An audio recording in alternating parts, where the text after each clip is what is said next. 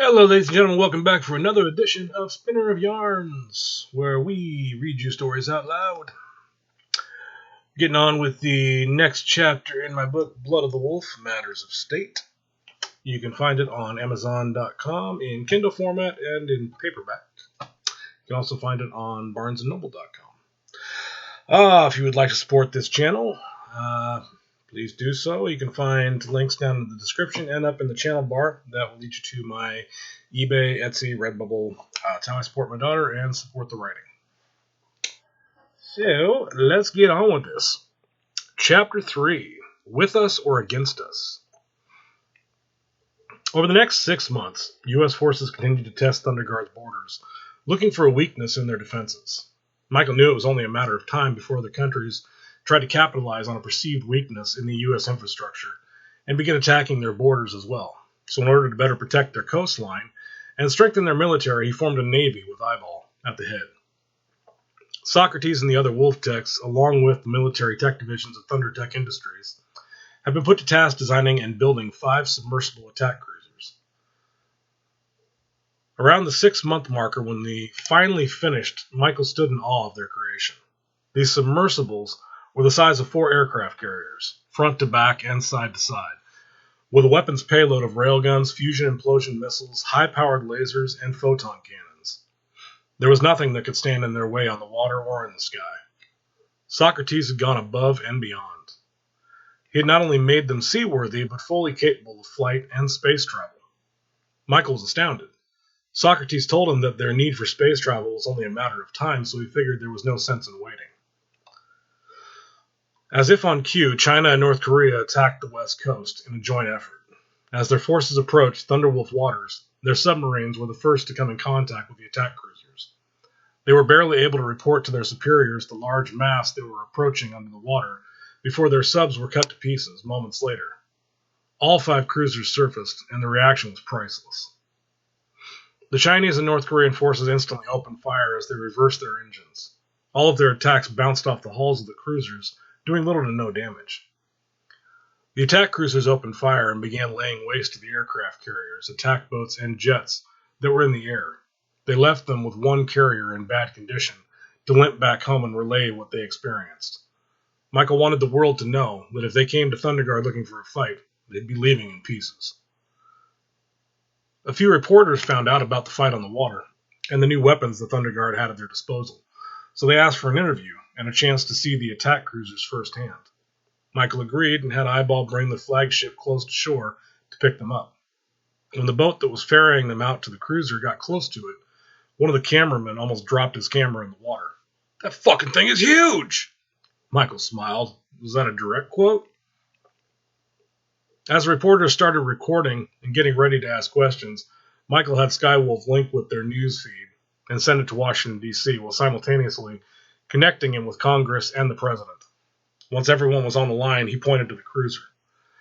This is one of Thunder Guard's attack cruisers that I'm sure everyone has heard so much about. These reporters asked to see it firsthand, but I figured I'd save some time and allow you and the U.S. government to see it as well. I do this not only because I believe in full disclosure with the people around me, but because I want you to understand that we are willing to share our technology and help you in this war if you call off your attacks and recognize Thunder Guard as a sovereign nation. The reporters stood dumbfounded, realizing they had somehow stumbled into a political debate, as well as an exclusive story on Thunder Guard's military power. They watched and listened intently as Michael laid an offer on the table.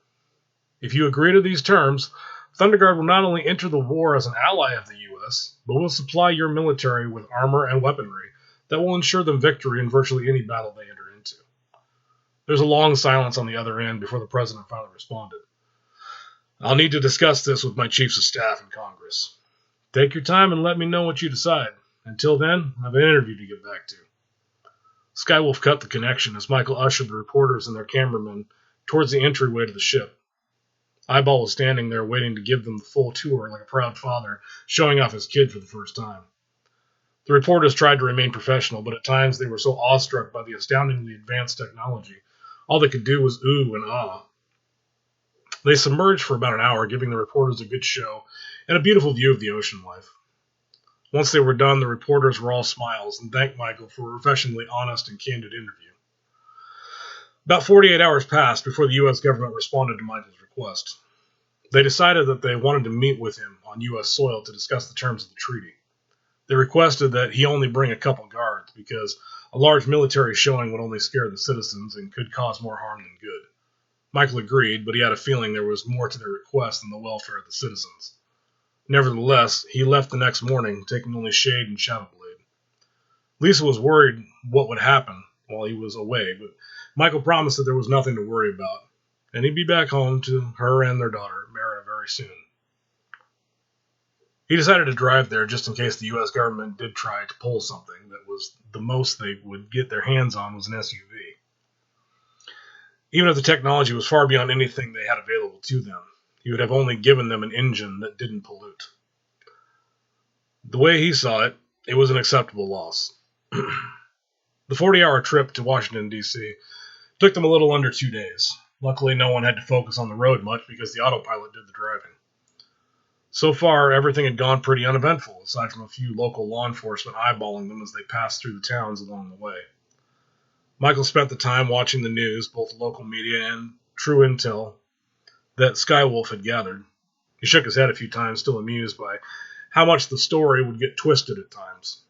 Shade spent the time sleeping and listening to music, while Shadowblade kicked back and caught up on her shows. When they arrived, they were greeted by a convoy of military and political officials.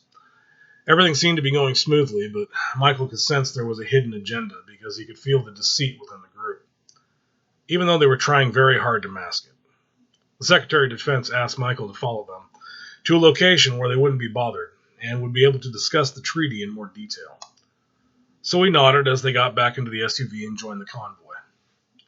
They drove to a location about 30 minutes outside of the city. It was a base built into a hillside. It didn't appear to be heavily armed, but effective nonetheless. As the convoy drove inside, Michael could hear their earpieces cut out. Shade and Shadowblade looked over at him, but he just smiled. Saw that one coming. Just stay calm. Pretty sure there will be many attempts on their part to even the playing field. Almost on cue, Michael could hear an energy field kick on as a wave washed over the SUV. Shade and Shadowblade gripped the hilts of their weapons a little tighter, as they could feel their strength being drained. Michael growled a bit, because he felt a little dizzy as he realized he could no longer use his psychic abilities. Shade and Shadowblade looked ready to attack as military started to surround the SUV, but Michael just shook his head. Play along. I knew they were going to do this. If it gets to the point that we can't play along any further, then engage your helms, and they'll block whatever kind of energy field they're using. They can play whatever games they want, but they don't have the tech to pry this armor off of us in time. They're smart, but not that smart. Shade and Shadowblade nodded and smiled. Secretary of Defense stepped forward and knocked on the window. Michael opened the door and stepped out, acting like everything was normal. Shade and Shadowblade did the same as they shook off the lethargy they were feeling. Their abilities were still there, just greatly hindered. Michael looked around at the inside of the facility. Not a bad setup you have here. Secretary of Defense smiled. Glad you like it. Should be spending a lot more time here. I'm sure you've already noticed that you can't use your abilities. This place was designed as a prison to hold you until we can figure out what to do with you, and while we take back our territory. He motioned for the soldiers to move in, and as they did, Shade and Shadowblade stepped forward, raising their rifles. The U.S. soldiers prepared to fire, but the Secretary of Defense just raised his hands. Everyone just calm down. He looked over at Michael, who hadn't moved and seemed to be handling the news quite well. This doesn't seem to be bothering you in the least. I have to say, if we weren't enemies and you weren't a terrorist, I'd love to have you on my team. Michael smiled. There's that word again. So how are your forces doing, by the way? I mean, in that heroic attempt to back your territory. The Secretary chuckled a little and shrugged. Oh, I'm sure your men are putting up one hell of a fight. But don't you worry, there's no better fighting force on the planet than the men and women of the good old US of A. The statement made Shade laugh. Forgive me, sir, but I've seen things from the other side of the fence, so to speak, and that statement's a joke. Bureaucrats like yourself handing down orders to those good men and women of the United States military with no concern for the ramifications of those orders. They are pawns to you in some big game where you all get to see which move will line your pockets with more cold, hard cash. Then when the game is over, Those same men and women get to come home to the subpar health care and benefits you barely provide, while the people of this country spit on them in the streets like the shitty calls you make are somehow their fault. The soldiers started looking around at each other, and Michael could hear their heart rates change as Shade struck a nerve. The secretary just looked smugly over at Michael. You should really control your man before things get out of hand. Michael raised an eyebrow. What makes you think you were ever in control? Helm. With a voice command, Michael's helmet engaged to the shock of the secretary and all the soldiers standing around. Shade and Shadowblade did the same. Shade flexed a little, feeling his strength return. With a twist of Michael's wrist, the Secretary of Defense lifted off the ground, as he floated him into the line of fire between the U.S. soldiers and them. I came here, honor-bound, to find a peaceful resolution to this ridiculous dispute we have going on right now. I followed all your requests to the dismay of my advisors, because I hoped that your government could see the benefits of a union between the U.S. and the Kingdom of Thunderguard. Maybe someday you'll learn, but until then, I have a kingdom to run. Michael released the Secretary in front of his soldiers. The Secretary retreated back into the ranks, giving the order to fire. Soldiers hesitated but followed orders. All of the rounds bounced harmlessly off of their armor, but Michael was tired of coddling them. It was time for a little display of true power. He gave the hand signal to return fire, and there was no hesitation on Shade and Shadowblade's part. Rounds ripped through the soldiers' legs and arms as Shade and Shadowblade aimed for non-lethal targets. Michael smiled at the fact that he never had to explain what he meant to his Shadow Wolves. They always knew the core of his intentions. As those soldiers were dispatched, more began pouring in, surrounding them and blocking their exit. Shade contacted Michael over the intercom. We can't shoot them all. Eventually we'll run out of ammo. Michael nodded. Switch to hand-to-hand. Shade and Shadowblade dropped their rifles to their sides as Shade's hammer and Shadowblade's sword started to form in their hands. They engaged the soldiers with eye-blurring speed, moving through shadows where they could and using brute force where they couldn't. Michael put his hand to his head and focused as all the soldiers in front of him dropped to their knees and began grabbing their heads, screaming as blood trickled out of their nose and ears. Michael walked towards the bay door with Shade and Shadowblade quickly following as they finished off the rest of the opposition that was currently in their way. He held up his hands toward the doors and started to focus on their mechanisms. The gears grinded and smoked as he started forcing them open. Suddenly, heavy guns started to descend from the ceiling on motorized turrets and opening fire. The impact from the rounds were enough to cause them to stumble forward a little and chip small pieces off the armor. Michael's eyes flared red as he turned, looking up towards the control room, where he could still hear the Secretary of Defense's voice barking orders. He held up a hand towards the turrets and began forcing them to turn towards the control room. The techs monitoring the automated system noticed what was happening and got the Secretary's attention, but not before rounds began ripping through the control room. People inside began diving for cover as some dropped from the impact of heavy weapons fire. Michael turned back towards the doors and began forcing them open again. As soon as they were open all the way, their radio signal returned, and they could hear news of an attack on Thunderguard by air, land, and sea. It was a massacre. U.S. forces were being cut down left and right. Those that retreated were allowed to leave with no resistance, though. Michael, Shade, and Shadowblade only smiled momentarily, as outside they were greeted by more troops, choppers, and tanks. They rushed into the fray, taking down anyone that stood against them. Once they got through the first grouping, though, they found themselves in a clearing, with troops and armored transports fanning out all around them. 10 soldiers in different styled armor from the rest stood in the middle of the clearing, looking very confident and ready to fight. The one in the front that looked like he was leading them yelled out to Michael, "Why don't you just give up now? I promise you death will be quick." Shade and Shadowblade looked towards Michael as he just nodded to them. They started advancing, and as they did, 8 soldiers walked out to meet them. The remaining 2, the commander and one of his subordinates, began making their way towards Michael, smiling as the commander taunted Michael arrogantly. "I was hoping you'd want to do this the hard way." As they got closer, Michael could see the insignia on their uniforms was the same as the one from Arthur's former unit. They were super soldiers. Michael smiled. "Well, this should be entertaining." The 8 that were now in the melee with Shade and Shadowblade were putting up one hell of a fight, but were finding out very quickly that when compared to strength, speed, and agility of the Shadow Wolves, they were greatly outmatched.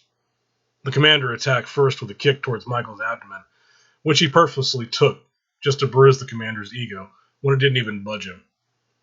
The other soldier lunged towards Michael's right side, but was rewarded with a back fist that sent him flying backward, rolling a few times, before landing flat on his back, staring up at the sky like he couldn't believe that just happened. The commander quickly became enraged at the blow to his ego, and the attack that sent his soldiers sprawling out on the ground several feet away. He drew his knife and began circling Michael. Michael shook his head. Well, that escalated quickly. As the commander lunged in for the attack, Michael parried it, disarmed him, and sunk his own blade into his shoulder. You still want to do this? The commander winced in pain and grimaced as he grabbed his blade and removed it from his shoulder. He rushed in again, but this time Michael parried it, leaving him armed as he attacked his midsection with a volley of punches, each one sending the commander flying backward. Michael followed him, flying in and continuing to attack. Just as they drew close to the line of soldiers and armored vehicles, Michael grabbed him by his belt and flew up into the air, taking him up about 100 feet before spinning around, launching him back down toward the ground. The commander impacted the ground with such a force that it sent out a mini shockwave and created an 8-foot-deep crater. The soldier that was with him pulled out his sidearm and began firing at Michael, so he dropped towards the ground and teleported into a shadow just behind him. He grabbed him by the back of his uniform and spun around, flinging him towards the remaining soldiers that were still squaring off against Shade and Shadowblade. The impact knocked all the soldiers over like bowling pins as Shade and Shadowblade looked towards Michael in shock. They could tell he was through walking on eggshells while he tried to find some peaceful resolution, and it was time to take the kid gloves off. With the super soldiers laying on the ground broken, remaining soldiers, choppers, and armored vehicles began moving in. As they did, Michael looked up at something he had noticed while in the air. A Thunder Guard warship uncloaked overhead, casting a shadow over everything. A voice boomed out over the loudspeaker of the airship. Stand down and I'll let you live. It was Eyeball. Michael, Shade, and Shadowblade started laughing as Eyeball's voice came over the radio. Couldn't let you guys have all the fun. The tanks opened fire and the choppers launched a few missiles, but the explosions barely scratched the warship as laser cannons shredded the tanks and choppers. The U.S. soldiers laid their rifles on the ground and slowly started backing away. Michael shook his head, looking over at what was left of the U.S. forces. Tell your leaders that there will be no more negotiations. They can either join us as allies or enjoy all the benefits that come along with it, or they can stay the hell out of our way. If they stand against us any longer, we'll crush them. The only remaining commanding officer nodded as Michael, Shade, and Shadowblade turned to leave. Shade and Shadowblade stood next to Michael as he grabbed them and flew them up into the warship. The warship turned to leave the area and re-engaged the cloaking mechanism as it flew away. Just as they were leaving the DC area, Michael sensed a disturbance, like the dimensional barriers of Earth were being ripped open. Michael gave the order to hold position. He wasn't sure what it was that he was sensing, exactly, but he wasn't about to leave until he was sure. If something was tearing its way into this dimension, it wasn't going to be anything good. So they remained in the area and monitored every instrument they had at their disposal, looking for an answer. And that is the end of Chapter 3. Stay tuned next week for Chapter 4. You guys have a good time. Please subscribe to the channel. Hit the notifications bell to be notified whenever I upload another video. Like the video, share it with friends, and follow the links in the description if you'd be so kind. Alright guys, see you later.